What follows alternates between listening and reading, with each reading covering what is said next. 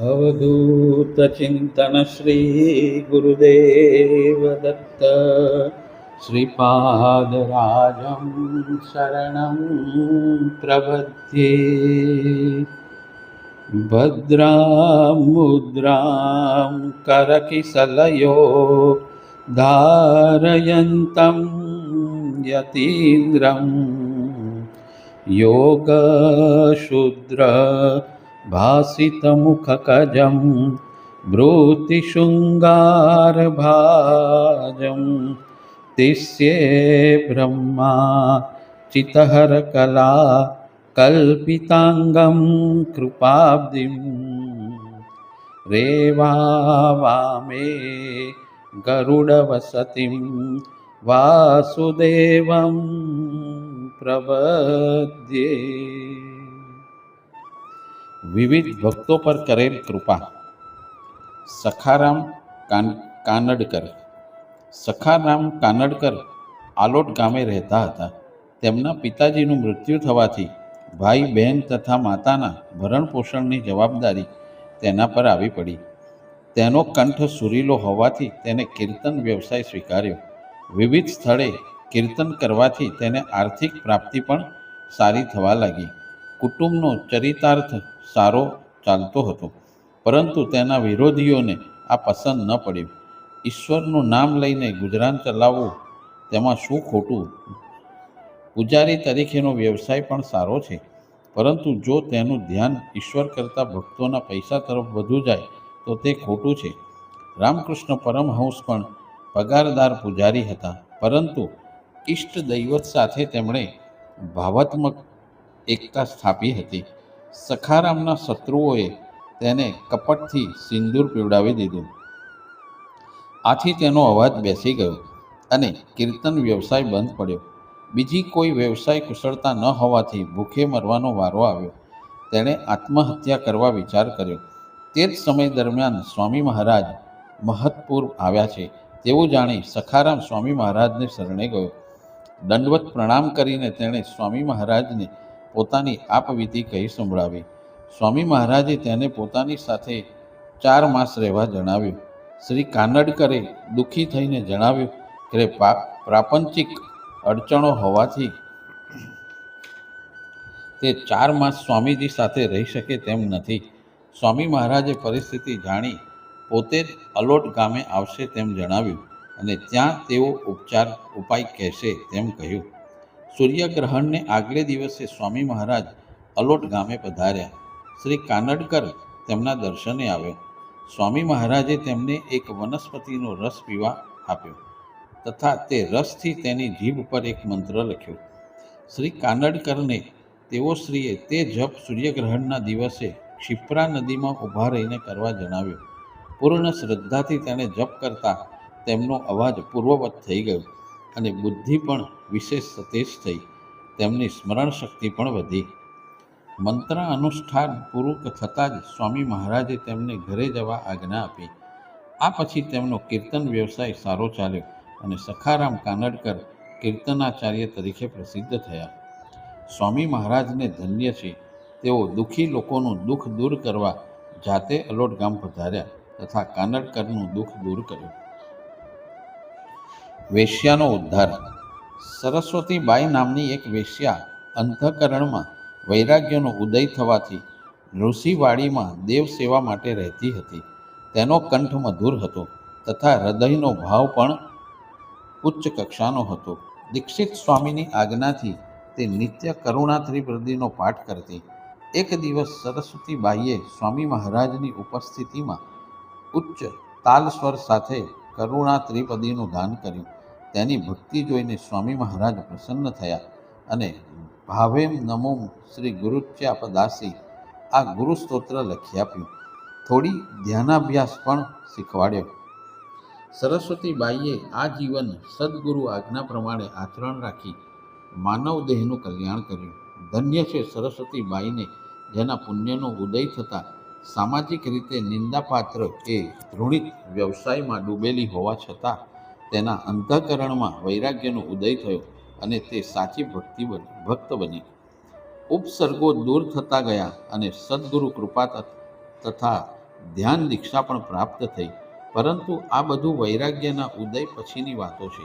વૈરાગ્ય વિના સ્વપ્નમાં પણ મોક્ષ ન મળે તેમ શ્રી રંગદૂત મહારાજ શ્રી ગુરુ લીલામૃતમાં લખ્યું છે. ઘણા લોકોને વૈરાગ્ય એટલે શું તેની સાચી સમજ હોતી નથી.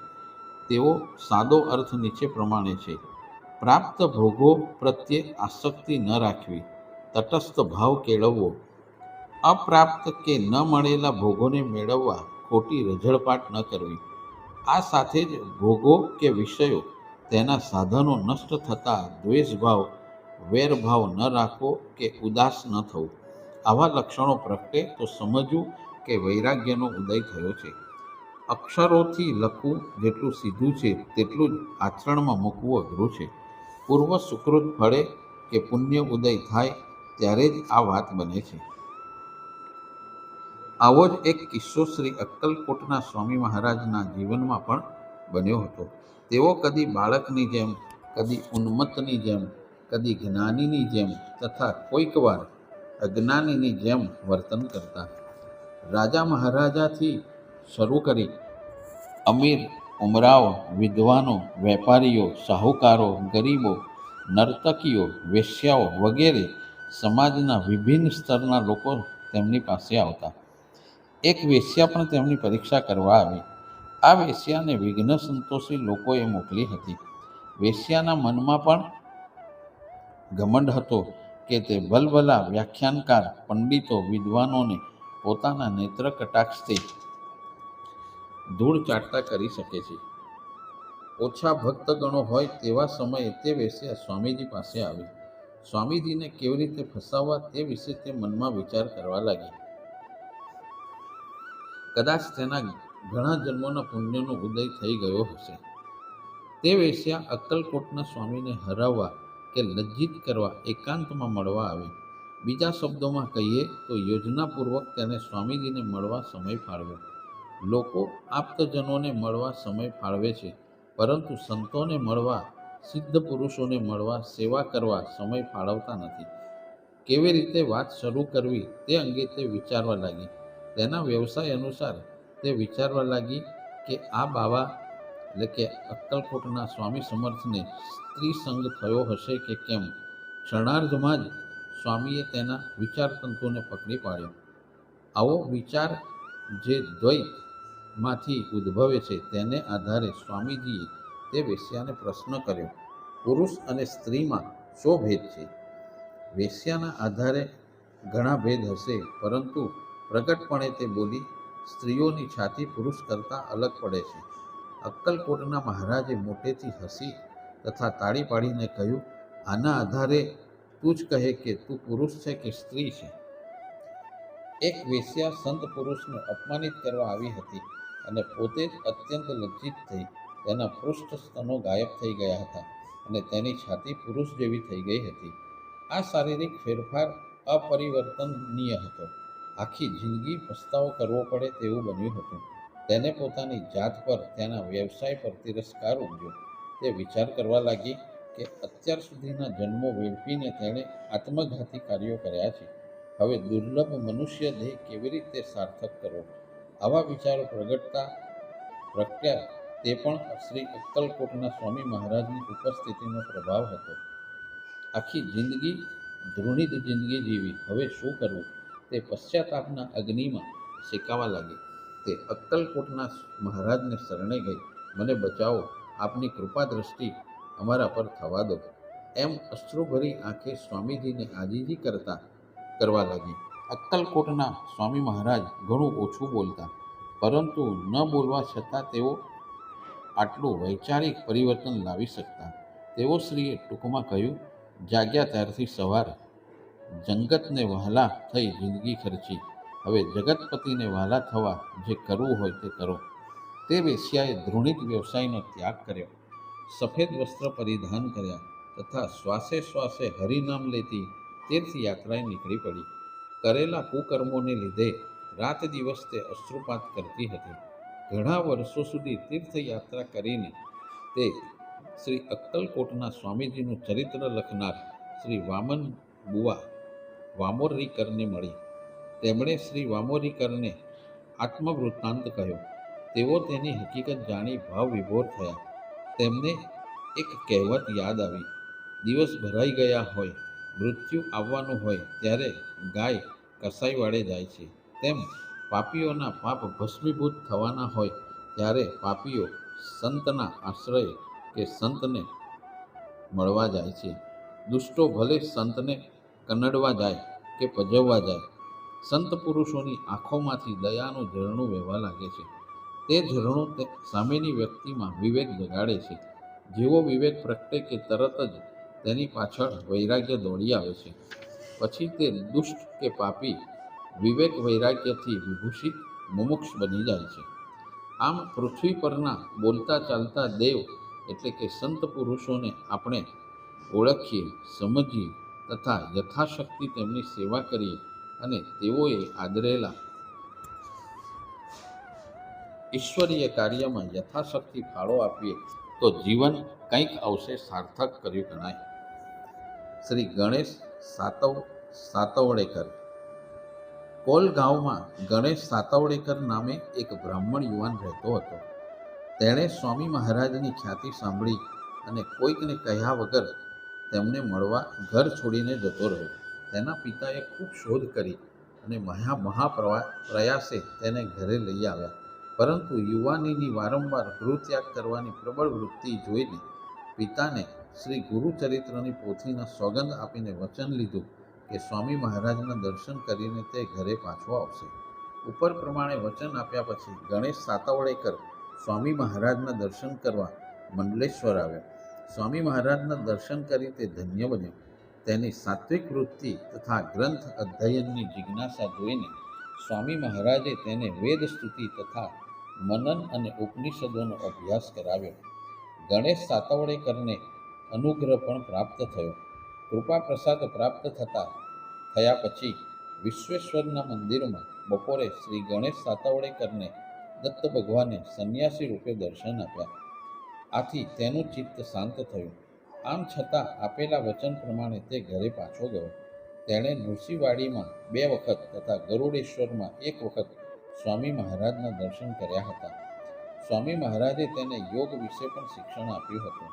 તદુપરાંત સ્વામી મહારાજે ઔષધો વિશેના પોતાના અનુભવો સ્વહસ્તે લખીને આપ્યા હતા તથા વૈદિકનો વ્યવસાય ચાલુ કરવા જણાવ્યું હતું. આમ ઘણા જિજ્ઞાસુઓની જ્ઞાનતૃષા સ્વામી મહારાજે છીપાવી હતી. મસ્તક શૂળ પ્રટાડ્યું. નરસિંહ ગામે ચુનીલાલ નામે એક મારવાડી ભક્ત રહેતો હતો. તેને મસ્તક શૂળનો અસહ્ય ત્રાસ હતો. ઘણા ઉપચારો કર્યા છતાં રોગ દૂર થતો ન હતો. છેવટે ચુનીલાલ સ્વામી મહારાજને શરણે ગયો. જોકે સ્વામી મહારાજે તેની પરીક્ષા કરવા કહ્યું કે તેઓ વૈદ્ય નથી, સાધુ નથી તથા તેમને કોઈ પણ અતિન્દ્રિય જ્ઞાન નથી, તેથી ચુનીલાલ તેમની પાછળ ન પડે. પરંતુ ચુનીલાલ પણ સ્વામી મહારાજના સામર્થ્ય વિશે અજ્ઞાની ન હતો. સ્વામી મહારાજ ગંગા સ્નાને જતા ત્યારે ચુનીલાલ દંડવત કરતો કરતો ગંગા કિનારા સુધી જતો. સ્વામી મહારાજના સ્નાન સુધી તે ત્યાં જ રહેતો. ઉપર પ્રમાણેનો ક્રમ ઘણા દિવસો સુધી ચાલુ રહ્યો. એક દિવસ સ્વામી મહારાજે તેને ફરી કહ્યું, મારા થકી તને શું ફાયદો થશે? નાહક તું મારી પાછળ પડ્યો છે કેમ? સ્વામી મહારાજના વચનો સાંભળીને ચુનીલાલનું અંતઃકરણ ભરાઈ આવ્યું. તેમણે આર્ત સ્વરે કહ્યું, આપના સિવાય મારો કોઈ ઉદ્ધાર કોણ કરશે? હવે મને મારો કે તારો, હું તમારે શરણે છું. સ્વામી મહારાજને દયા આવી, કરુણા ઉપજી. તેમણે સામે આવેલા ઝાડ તરફ આંગળી ચીંધી કહ્યું, આ ઝાડની છાલ સ્ત્રીના દૂધમાં લસોટીને માથે લેપ કરવો. ઈશ કૃપાથી બધું સારું થશે. પ્રથમ દિવસે જ લગભગ અડધું શૂળ ઓછું થયું. સવારે તેણે અતિ હર્ષથી સ્વામી મહારાજને આ વાત કરી. સ્વામી મહારાજે તેને આ જ ક્રમ ચાલુ રાખવા જણાવ્યું. સ્વામી મહારાજની આજ્ઞાનું પાલન થતાં ચુનીલાલ મારવાડીનું શિરશૂળ એકદમ મટી ગયું તથા તે સ્વામી મહારાજનું પરમ ભક્ત બન્યો. ત્રિપિંડી શ્રાદ્ધથી સંતતિ પ્રાપ્તિ. સ્વામી મહારાજના પૂર્વાશ્રમના ભાણાને સંતતિ ન હતી. ભાણાનો પિતરાય પિશાચ થઈને ત્રાસ આપતો હતો. સ્વામી મહારાજે તેને ત્રિપિંડી શ્રાદ્ધ કરવા જણાવ્યું. કોઈક ગ્રહ અસ્તનો હોવાથી ભાણો શ્રાદ્ધ કરવા માગતો ન હતો. આથી સ્વામી મહારાજે તેને જવા માટે આજ્ઞા કરી. આગળ જતાં 3-4 વર્ષ સુધી તે શ્રાદ્ધ ન થયું. પછી સ્વામી મહારાજનો મુકામ ગરુડેશ્વરમાં હતો ત્યારે તેમની માતા સ્વામી મહારાજના દર્શને ગઈ. સ્વામી મહારાજે તેને પુત્ર દ્વારા વહેલી તકે શ્રાદ્ધ કરવા જણાવ્યું. તે શ્રાદ્ધ થતાં જ બાળાને સંતતિ પ્રાપ્ત થઈ તથા ઘરની પીડા પણ દૂર થઈ. દત્ત મહામાલા મંત્રથી લાભ. આજે ગામના શ્રી કૃષ્ણરાવ દેશમુખને નિઝામ સરકાર તરફથી અમુક ગામો ઇનામમાં મળ્યા હતા. કોઈક કારણવશાત નિઝામ સરકારે તે ગામો ખાલસા કર્યા હતા. શ્રી દેશમુખે આ સંકટમાંથી બચવા સ્વામી મહારાજને વિનંતી કરી. સ્વામી મહારાજે તેમને ઉત્તમ બ્રાહ્મણો દ્વારા શ્રી દત્તમાલા મંત્રનું અનુષ્ઠાન કરવા જણાવ્યું. અનુષ્ઠાન પૂર્ણ થતાં તેમને એક યુરોપિયન અધિકારીએ મદદ કરી, જેથી તેમને પોતાના ગામો પાછા મળ્યા. શ્રી કૃષ્ણરાવ દેશમુખના દીકરા શંકરરાવને ક્ષય રોગ લાગુ પડ્યો હતો. તે સમયે ક્ષય રોગ અસાધ્ય ગણાતો હતો. વૈદ્ય ડાક્ટરોની દવા કરાવવા છતાં તેને રોગમાં રાહત ન મળી. આથી તે સ્વામી મહારાજને શરણે આવ્યો. સ્વામી મહારાજે તેને જણાવ્યું કે આ ક્ષય રોગ નથી, પરંતુ ચિહ્નો તેના જેવા છે. તેઓ શ્રીએ સીતોપલાદી ચૂર્ણ લેવા કહ્યું તથા ષટકર્મોમાંથી ધૌતિક ક્રિયા કરવા જણાવ્યું. સ્વામી મહારાજે કરેલા માર્ગદર્શન પ્રમાણે કરતાં જ શંકરરાવે પુનઃ સ્વાસ્થ્ય પ્રાપ્ત કર્યું. સખારામ પંત ગેંડે નામના એક પૂજારી વાડીમાં રહેતા હતા. કોઈ કારણવશાત તેમને મળતું વંશ પરંપરાગત ઉત્પન્ન બંધ થયું હતું. સ્વામી મહારાજે તેમને પત્ર દ્વારા શ્રી દત્તમાલા મંત્રનો જપ કરવા જણાવ્યું. શ્રદ્ધાપૂર્વક તેમણે જપ કરતા બંધ થયેલા તેમના ઉત્પન્નો મળવાનું ચાલુ થઈ ગયું. મૃત બાળકને સજીવન કર્યું. તંજાવરમાં સ્વામી મહારાજનો મુકામ હતો. દર્શન માટે અસંખ્ય ભક્તો આવ્યા હતા. આવી ગીરદીમાં એક સ્ત્રીએ પોતાનો મૃત બાળક કપડામાં વીંટાળીને મૂક્યું તથા પોતે દૂર જતી રહી. લોકોએ તે બિનવારસી વસ્તુની તપાસ કરતાં તે લુગડામાંથી મૃત બાળક નીકળ્યું. સ્વામી મહારાજને આ હકીકતની જાણ કરતાં તેઓ શ્રી બોલ્યા, તે બાળક મર્યું નથી. માતાઓ કેટલીક વાર નિષ્કાળજી રાખે છે. બાળકને ધવરાવ્યા વિના કામ કરે જ રાખે છે. તેથી માતા આટલામાં જ ક્યાંક હશે. આ વિભૂતિ બાળકના શરીરે ચોપડો. તે બાળકના શરીરે વિભૂતિ ચોપડતા તેના શ્વાસોશ્વાસ શરૂ થયા અને તે રડવા લાગ્યું. બાળકને રડતું જોઈ તેની માતા નજીક આવી. તેને પુષ્કળ આનંદ થયો. તે બાળકને ધવરાવવા લાગી. પોતાના 2 પુત્રોના અકાળ મૃત્યુ થવાથી તેણે આમ કર્યું હતું. તેણે સ્વામી મહારાજની માફી માગી તથા તેમના આશીર્વાદ લઈને પોતાને ઘેર ગઈ. જગલો માછીમાર. જગલો નામનો એક માછીમાર હતો. તેનું લગ્ન નક્કી થતાં સંસાર પ્રત્યેના અનાસક્ત ભાવને લીધે તે ઘરેથી નાસી ગયો. શિવાજીના ગુરુ સમર્થ રામદાસ પણ લગ્નવેદી પરથી નાસી જ ગયા હતા ને. તે શિનોરમાં ઠંડી, ગરમી, વરસાદ ઇત્યાદિ સહન કરીને તપશ્ચર્યા કરતો હતો. શરીર પ્રત્યે તેનું દુર્લક્ષ હતું. તેને દેહ પ્રત્યે કોઈ જ ભાવ ન હતો. જળભરત જેવું તેનું વલણ હતું. તે 2 વર્ષથી શિનોરમાં રહેતો હતો. શિનોરમાં સ્વામી મહારાજ ઘાટ પરથી સ્નાન કરીને આવતા હતા. તે સમયે જગલાએ 2 હાથ ફેરવીને જાણે કે સ્વામી મહારાજને અટકાવ્યા. સ્વામી મહારાજે પરિચિત હોય તેમ પૂછ્યું, તું અહીં રહે છે? રાત્રે માર્કંડેશ્વરના મંદિરમાં આવજે. આટલું કહીને સ્વામી મહારાજ આગળ નીકળી ગયા. સાંજે સ્વામી મહારાજે ભક્તોને જણાવ્યું કે આજે રાત્રે ગીતા પર પ્રવચન થશે. ઘણા ભક્તો ગીતા સાંભળવા એકત્ર થયા. જગલો માછીમાર પણ રોજ પ્રવચન સાંભળવા માર્કંડેશ્વરના મંદિરમાં હાજર રહેતો.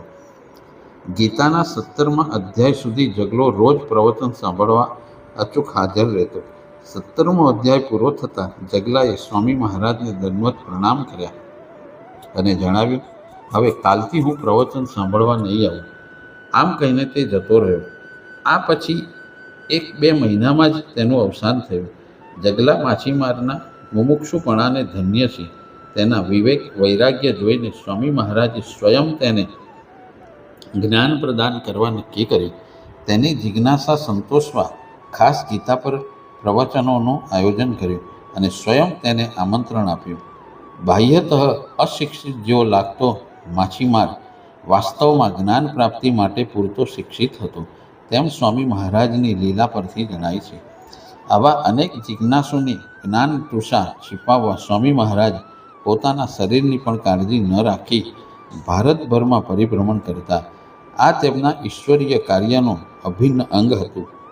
કદાચ 17મા અધ્યાયમાં જ જગલો જ્ઞાનની ટોચે પહોંચ્યો હોય અને ગીતાના 18મા અધ્યાયનું ફળ તેને પહેલેથી જ પ્રાપ્ત થયું હોય. આથી જ તે 18મો અધ્યાય સાંભળવા ન આવ્યો. સ્વામી મહારાજના દર્શન કરવા તથા માર્ગદર્શન માટે કેટલાય ભક્તોની આકરી કસોટી થઈ છે. ઘણા ભક્તોને સેંકડો માઇલની રઝળપાટ કરવી પડી છે.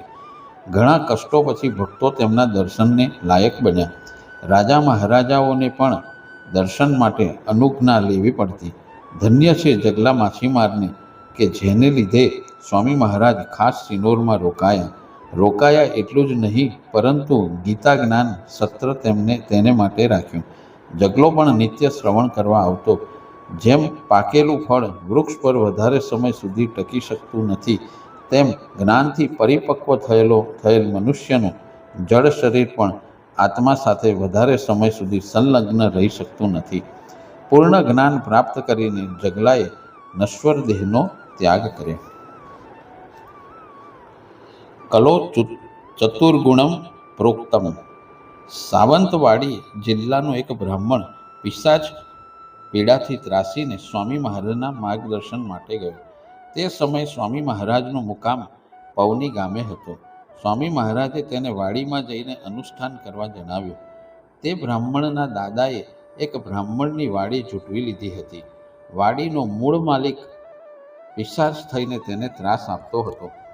તેની પત્ની તથા પુત્રોને પિશાચે યમધામ પહોંચાડ્યા હતા. હવે પૌત્રનો વારો આવ્યો હતો.